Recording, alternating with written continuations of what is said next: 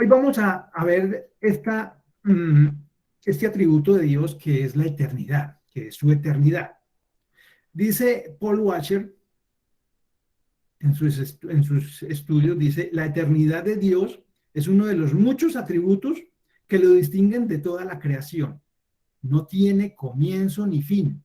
Nunca hubo un momento en el que Él no existiera y nunca habrá un momento en que deje de existir. La eternidad de Dios no significa simplemente que Él haya existido siempre, ni que existirá por un número infinito de años, sino que Él no tiene tiempo ni edad. Siempre existe y nunca cambia. Nosotros dependemos de Él para nuestra existencia, pero Él no depende de nada ni de nadie. Él era, es y siempre será Dios.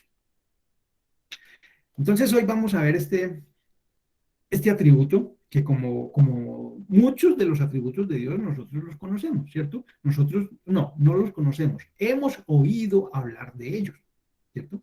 Entonces vamos a mirar esto, pues, un atributo más para que nos sirve a nosotros en esta vida. O sea, ¿qué hacemos con eso? Ah, sí, Dios es eterno. Y vamos a ver.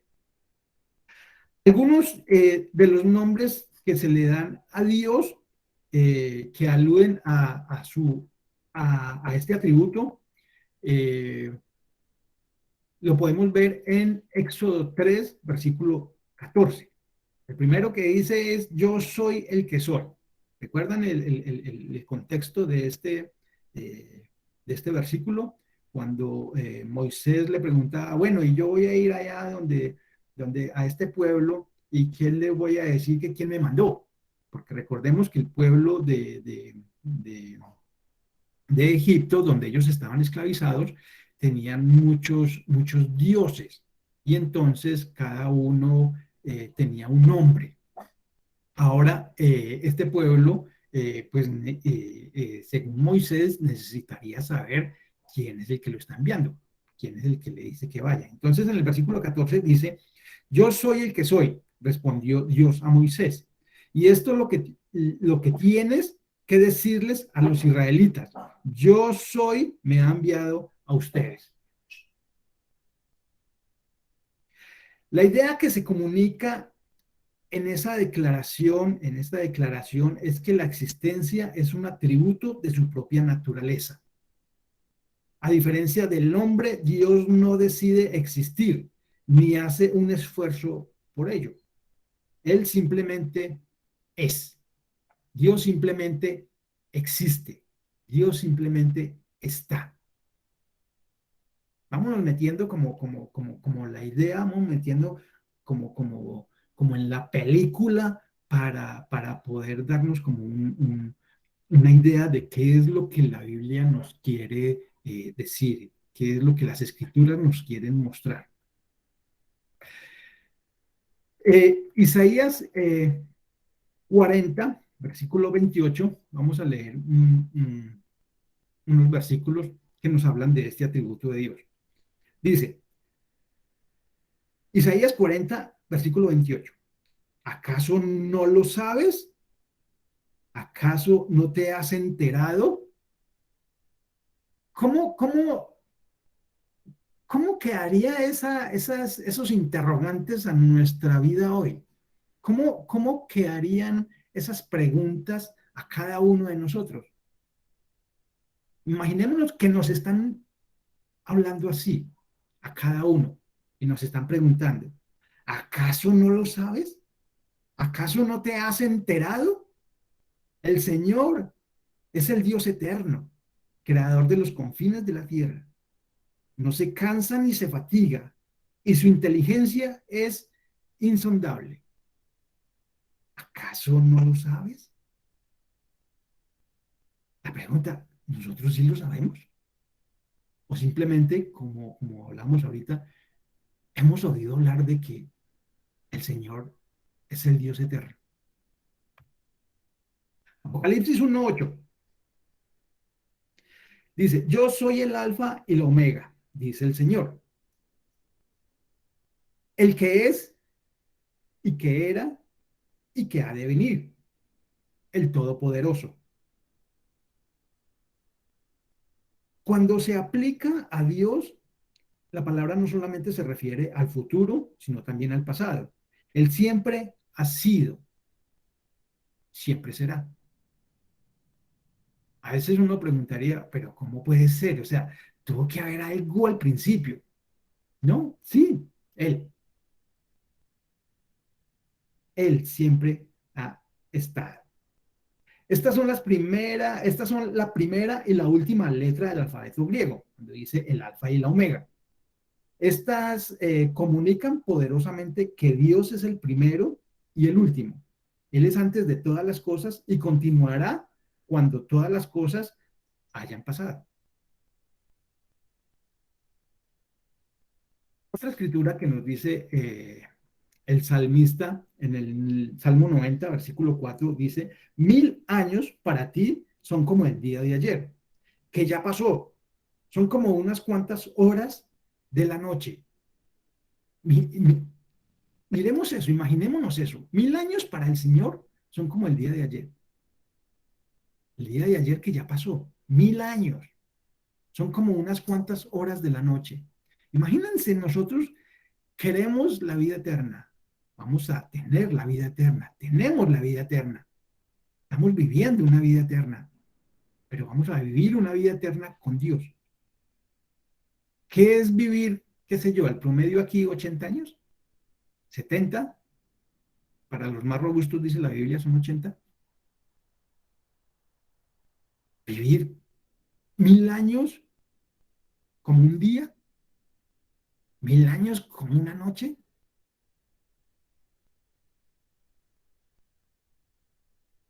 Segunda de Pedro 3, versículo 8 dice, Pedro le dice, pero no olviden, queridos hermanos, que para el Señor un día es como 1000 años y 1000 años como un día. Lo vemos tanto en el Antiguo Testamento como haciendo referencia a Pedro a este atributo de Dios. Ahora, si Dios es eterno, ¿cómo debe ser nuestra relación con Él? ¿Cómo debemos relacionarnos con este Dios eterno? Job,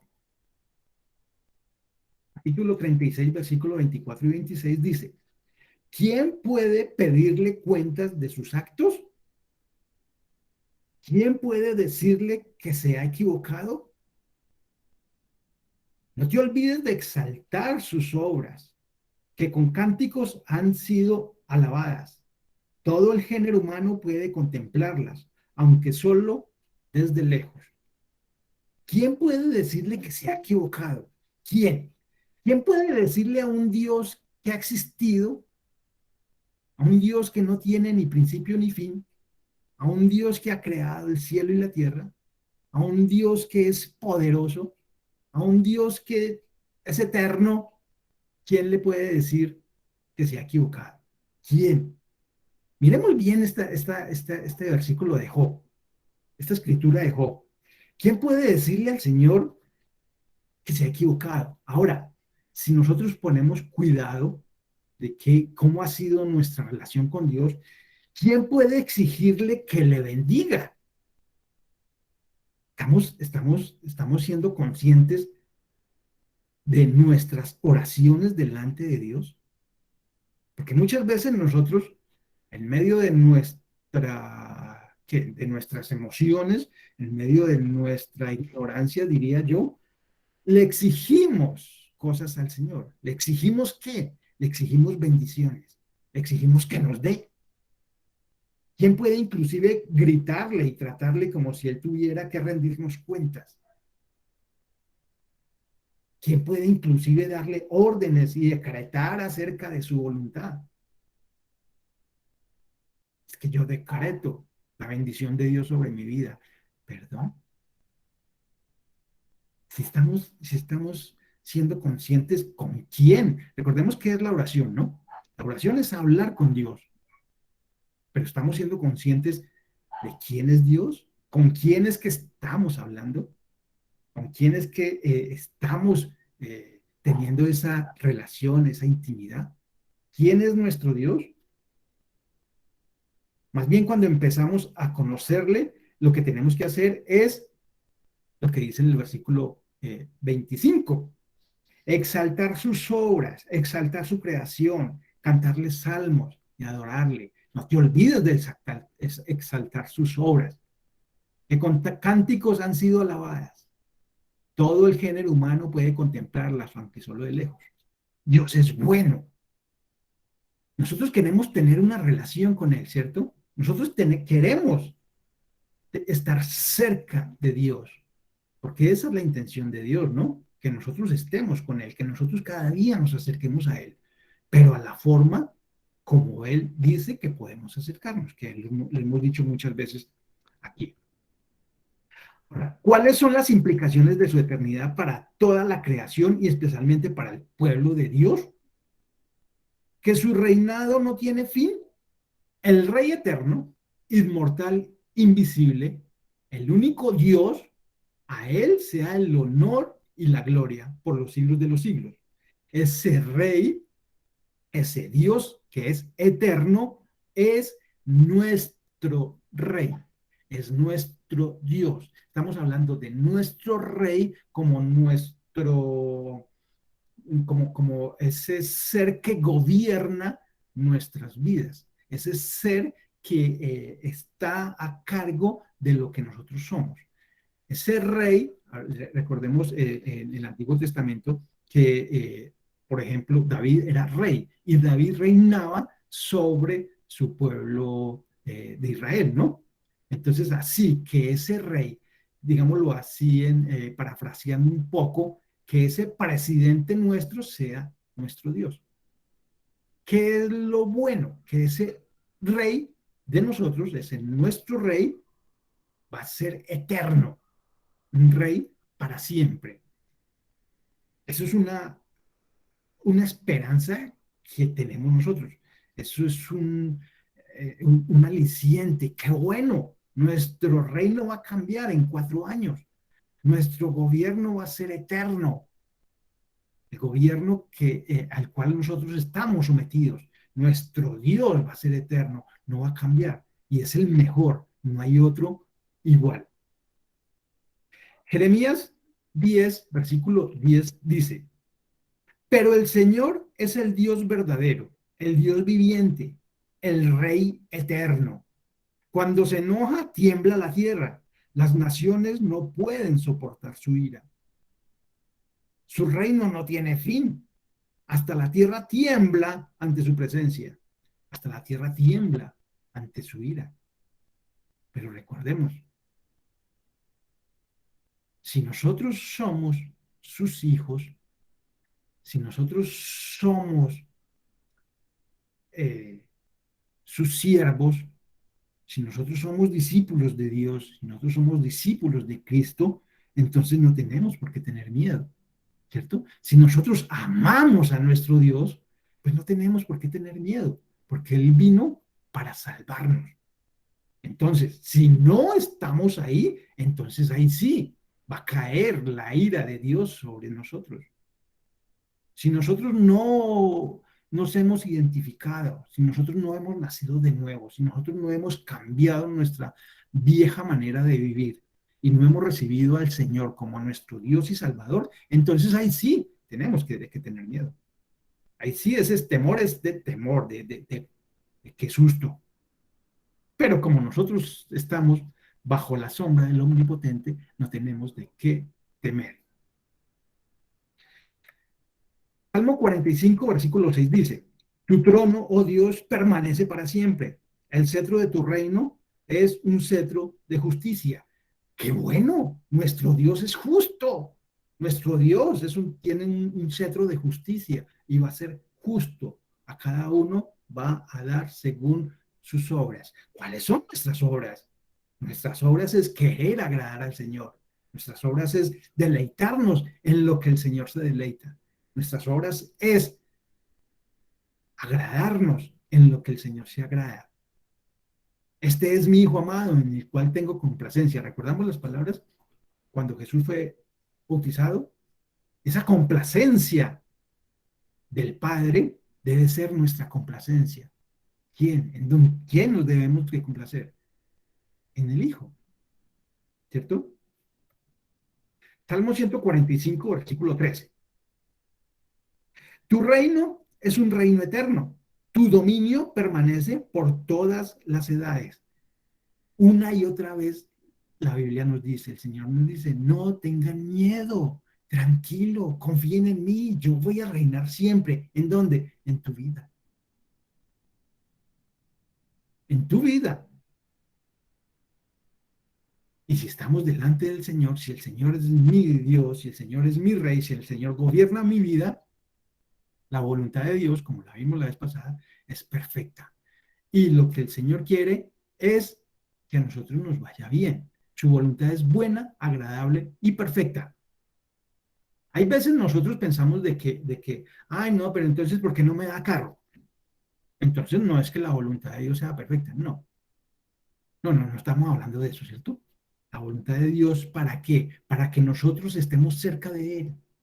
Si no nos da nuestros caprichos, pues sus motivos tendrá.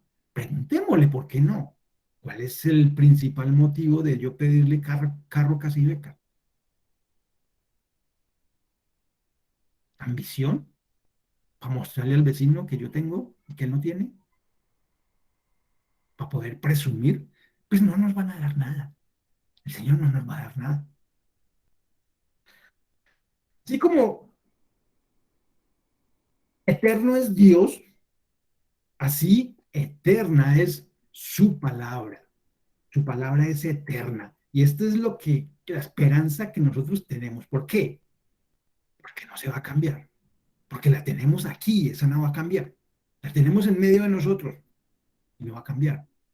Es un tesoro que nosotros tenemos, que el Señor ha puesto en medio de nosotros y no va a cambiar.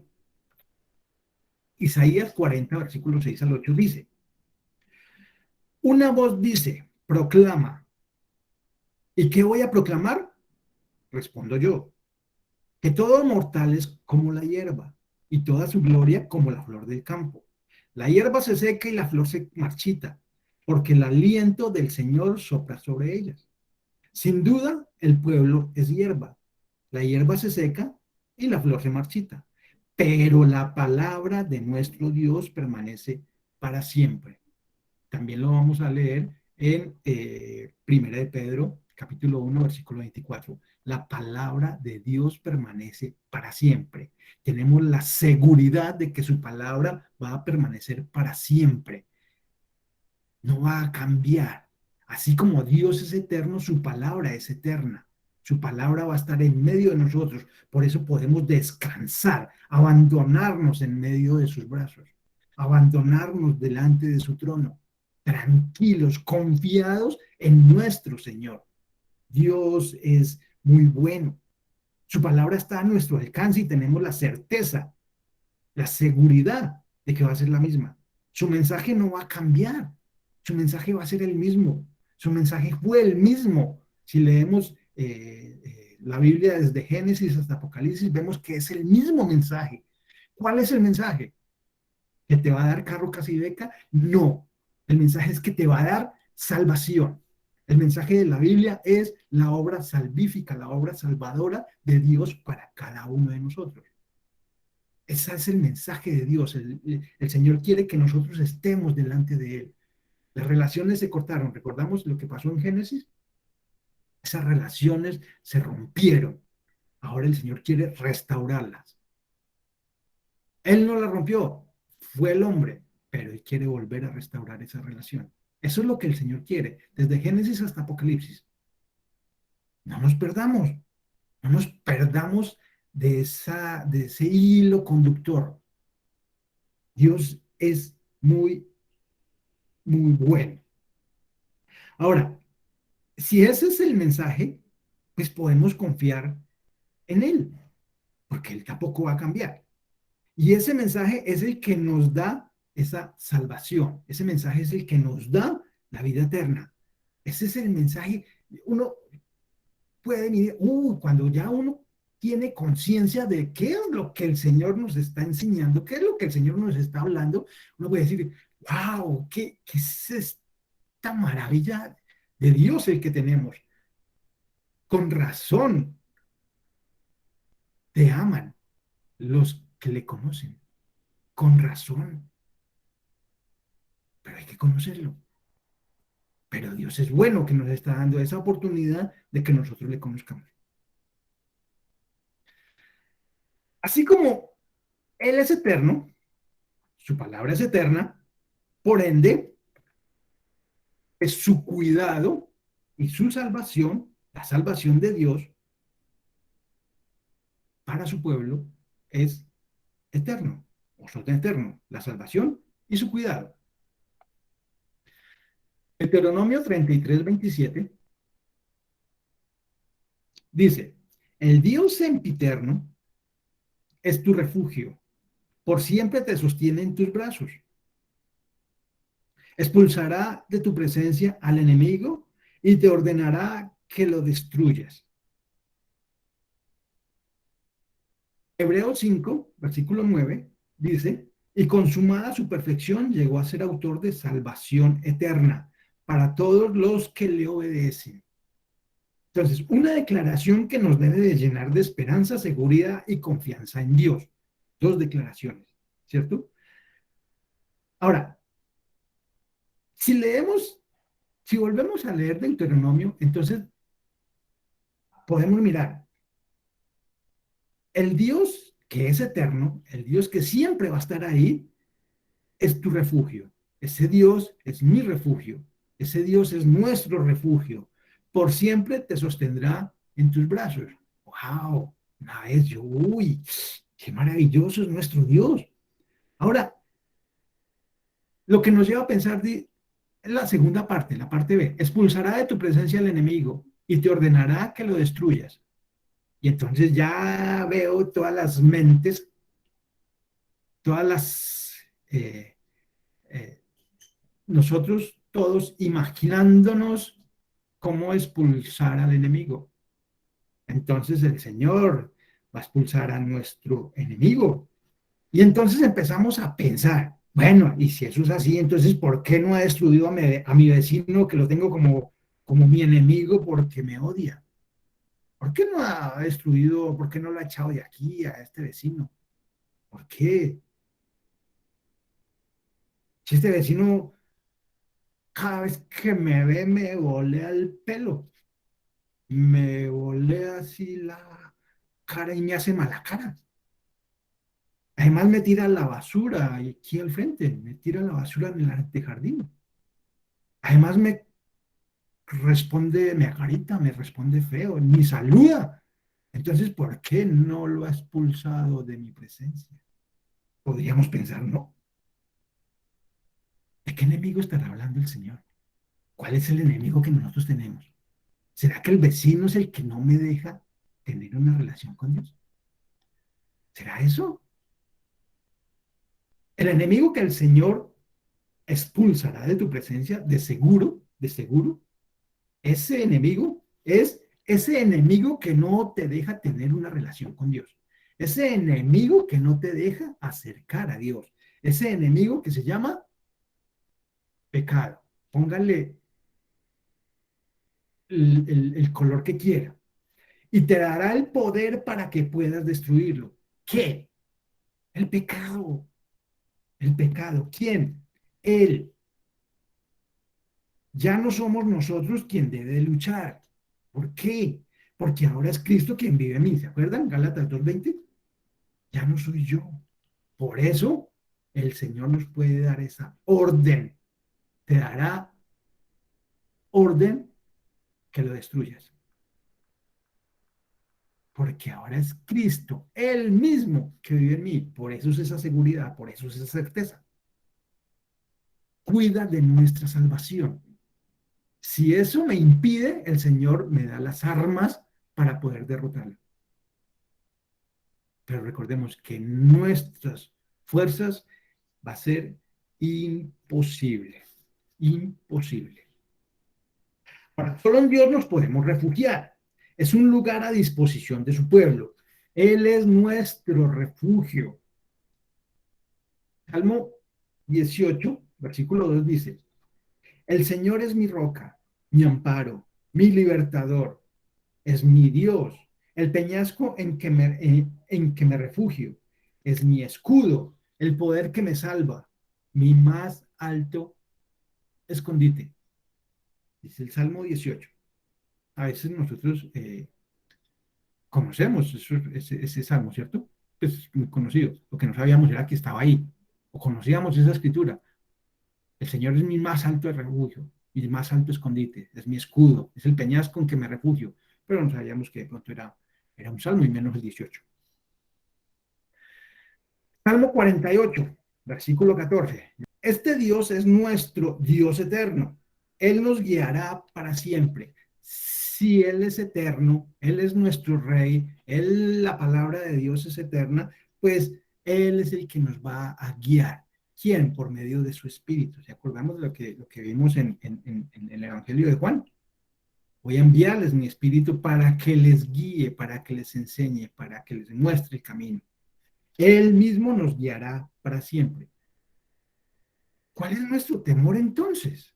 Podemos ir confiados, podemos caminar en este mundo confiados en Dios. Salmo 102, versículos 25 y 28. Dice, en el principio tú afirmaste la tierra y los cielos son obra de tus manos. Ellos permanecerán, ellos perecerán, perdón, pero tú permaneces. Todos ellos se desgastarán como un vestido y como ropa los cambiarás y los dejarás de lado. Pero tú eres siempre el mismo y tus años no tienen fin. Los hijos de tus siervos se establecerán y sus descendientes habitarán en tu presencia.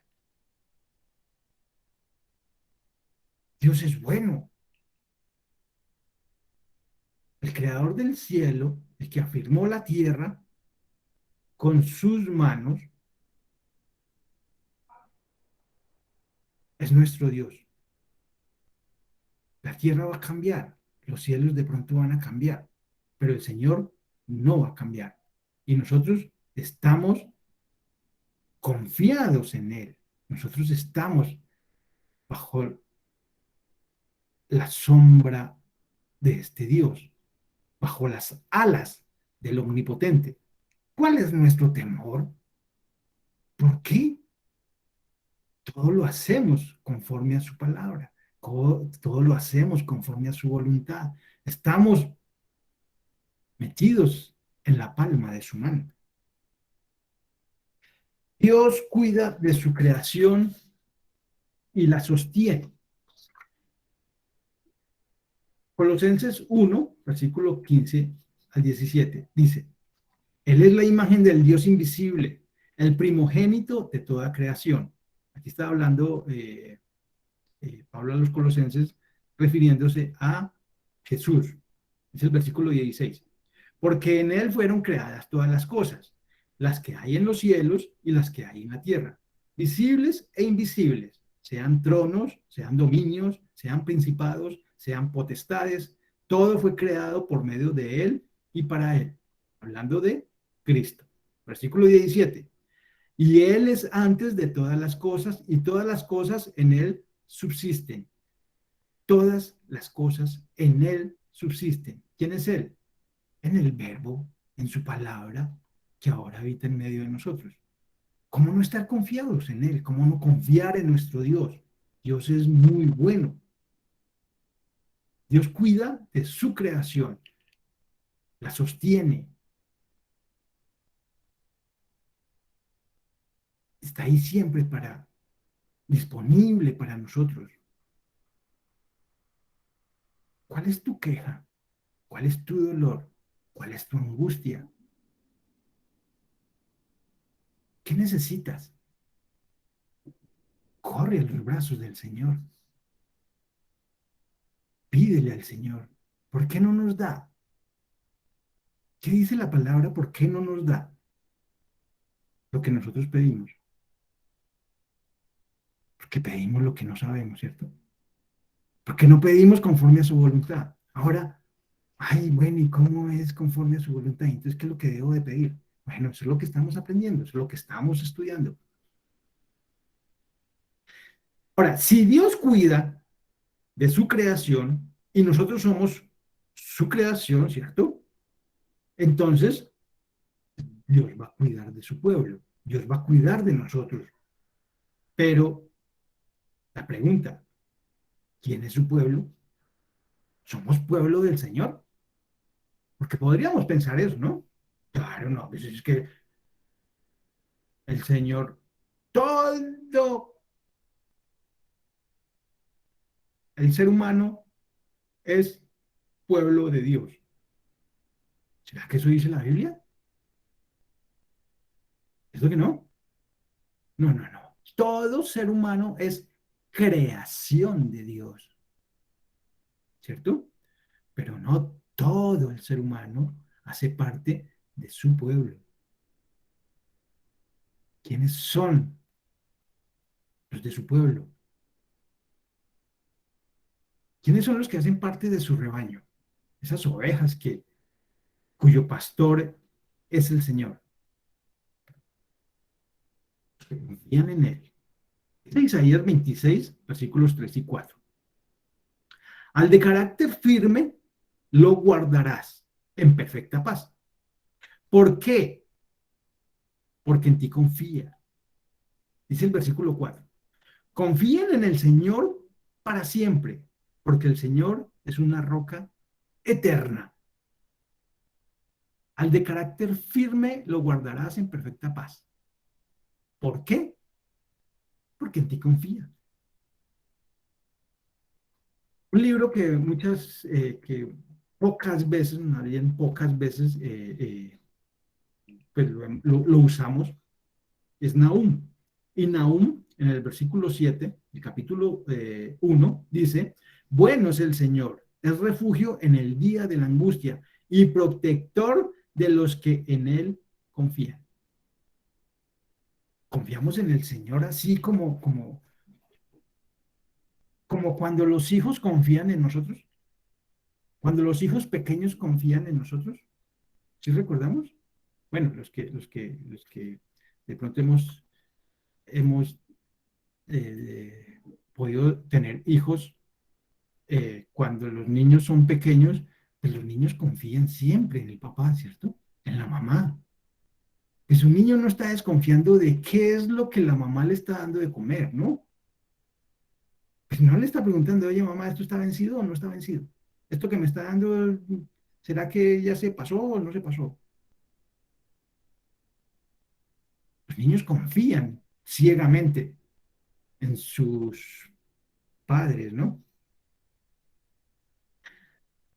Pero, ¿cómo vamos a confiar en un Dios a quien no conocemos? Porque estaríamos pensando, sí, sí, yo confío en Dios, pero me falta. No, a mí todavía me falta un poquito.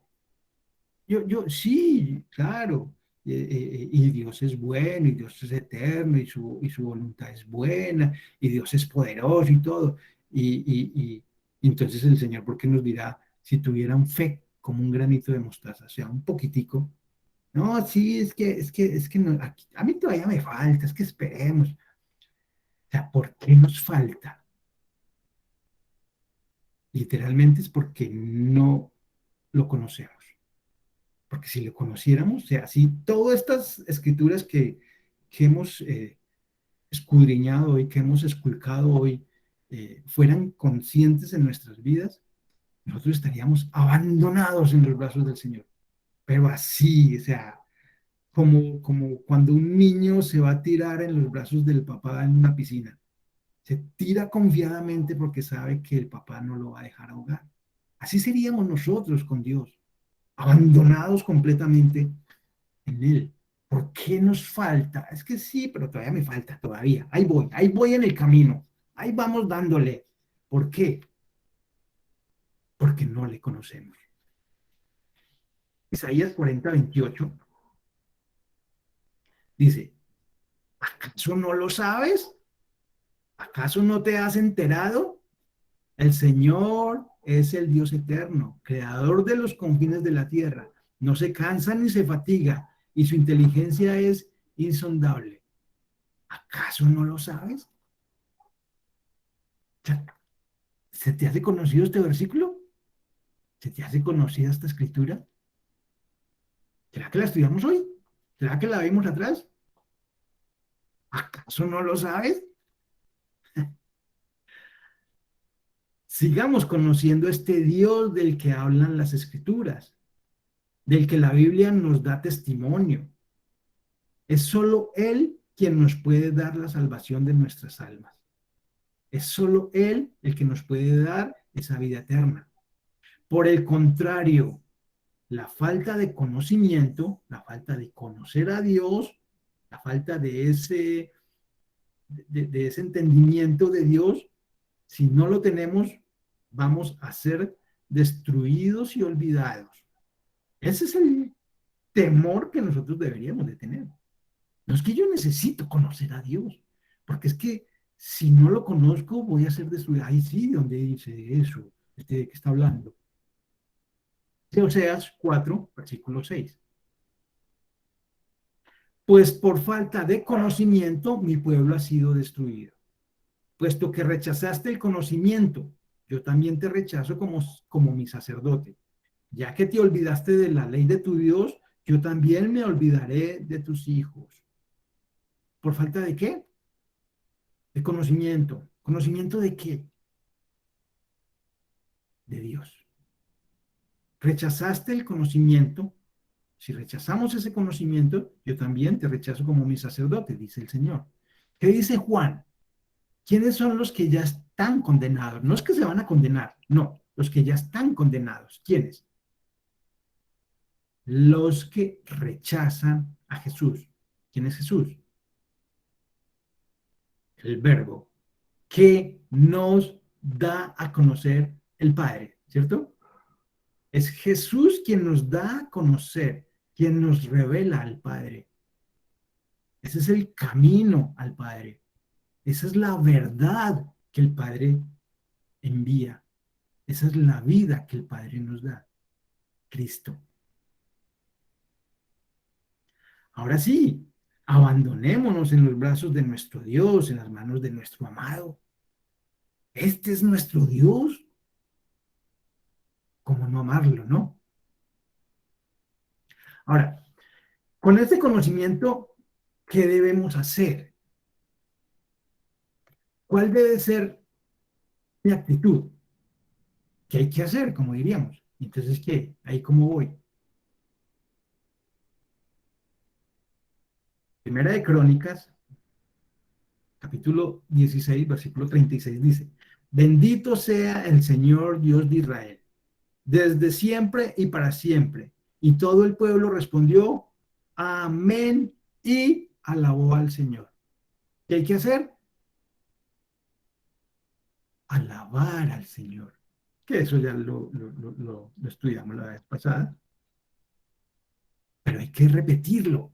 ¿Qué tenemos que hacer? Primero, alabarlo por quién Él es, por quién es Él. Ahora es que lo estoy conociendo. Ahora entiendo por qué es que debo de alabarlo. Porque es mi amado, porque es mi Dios, no por lo que Él me da. Ahora ya el Señor cambia en mi mente, ya no es ese cajero automático al cual yo iba todas las mañanas para pedirle que me vaya bien todo el día. No, ahora es mi amado y como mi amado, como mi Señor, como mi Dios, como mi Rey, le alabo, le adoro, le exalto, santifico su nombre. Voy por el mundo anunciando las maravillas del Señor. Somos sacerdotes, somos nación santa, pueblo adquirido por Dios. Sí somos parte de su pueblo, ¿cierto? En el libro de Daniel eh, se habla de un rey llamado Nabucodonosor. Ese Nabucodonosor se dio cuenta quién era Dios. Cuando recobró el juicio, recordemos la historia que el Señor lo volvió como un animal. Pues eso es como pensar cómo éramos nosotros antes de. como animales en el mundo, caminando en el mal, sin saber para dónde íbamos. Lo único que nos interesaba y lo que nos importaba era conseguir plata. Ese era nuestra ruta, ese era nuestro rumbo, ese era nuestro horizonte, conseguir plata. Porque es que si queríamos ser alguien en la vida, teníamos que conseguir plata. Y ese era el todo. Entonces es como hacer esa relación de lo que le pasó a Nabucodonosor. Nabucodonosor, después de estar viviendo literalmente como un animal, cuando recobró el juicio, le dio gloria y honra a Dios y también lo adoró. Daniel 4, versículo 34 dice, pasado ese tiempo, yo, Nabucodonosor, elevé los ojos al cielo y recobré el juicio. ¿Quién de nosotros ha recobrado el juicio? ¿Quién de nosotros ya puede vislumbrar esos destellos que el Señor nos ha dado? Esos destellos de su luz, esos destellos de su belleza, de su hermosura. Porque ahí es donde recobramos el juicio. Elevé los ojos al cielo y recobré el juicio. Entonces alabé al Altísimo, honré y glorifiqué al que vive para siempre. Su dominio es eterno, su reino permanece para siempre. ¿Acaso no lo sabes? ¿Acaso no te has enterado quién es Dios? El Señor es el Dios eterno, creador de los confines de la tierra. No se cansa ni se fatiga, y su inteligencia es insondable. ¿Quién es tu amado más que otro amado? ¿Quién es tu Dios más que otro Dios? Que el Señor nos atraiga a Él con sus cuerdas de amor. Dios es muy bueno. Oremos. Padre, gracias Señor por este día, Padre. Gracias por tu bondad, por tu misericordia. Gracias Señor porque eres nuestro proveedor. Tú conoces todas nuestras necesidades, Señor. Tú conoces todo lo que nosotros necesitamos en este mundo para suplir cada una de esas necesidades vitales en este mundo, Padre. Pero la mayor necesidad que nosotros tenemos, Señor, es de ti. Tú eres nuestra vida, Señor. De ti somos y a ti queremos adorarte, Dios, pero conforme a tu palabra, conforme a tu voluntad, queremos acercarnos a ti, Padre. Gracias, Señor, porque una vez más podemos ver quién eres, qué es lo que quieres con cada uno de nosotros, qué es lo que quieres con la revelación de esos misterios de tu reino que están en las Escrituras. Son las Escrituras las que hablan de ti, Señor. Gracias por ellas. Gracias, Señor, por todos y cada uno de los hermanos que están esta noche aquí conectados. Bendice sus vidas, Señor. Bendíceles. Bendice sus hogares. Bendice sus corazones, Señor. Sabes que todos tenemos corazones perversos. Cosas tan ocultas, Señor, oscuridades, tinieblas en nuestros corazones. Por favor, Señor, sácalas a la luz para poder limpiar nuestro corazón con tu palabra, para que tu palabra nos lave, para que tu palabra nos bautice, Señor, y nos limpie de todo, de toda maldad, Señor. Solo así, Padre, con las manos limpias es que podemos subir a tu monte santo, es que podemos alabarte, es que podemos estar delante de ti, es que podemos entrar en tu santo templo. Gracias, Señor, te doy en el nombre de Jesús, quien es nuestro Señor, quien es nuestro Salvador. A ti la gloria y la honra. Santificado sea tu nombre por los siglos de los siglos. Amén.